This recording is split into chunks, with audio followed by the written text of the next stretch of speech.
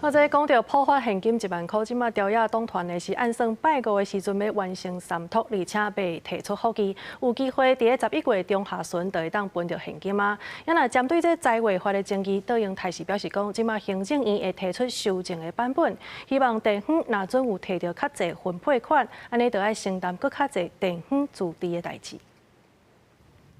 关系破坏现金1万的润性特别预算案，立法院调野党团提成共识。15下晡会党团协商，按算17完成3读，而且无提出复议。按算11月中下旬就用破坏现金，按过另外在违法争议，行政提出修正版本，希望达到推迟诉权应汇分，水平财源应平均。我们希望能够用垂直事权能够划分水平。 财源能够均衡这样的方式跟地方来谈，也希望地方拿到更多的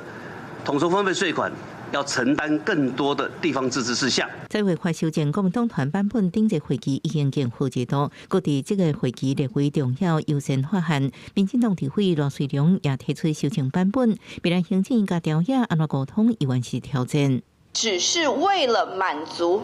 蓝营执政地方县市首长的需求，那就再一次重蹈覆辙，是把法再次的2度搞烂。包括事权统一也赶快可以提出来啊，钱多了以后哪些事权要下放，那行政院也应该一并提出来。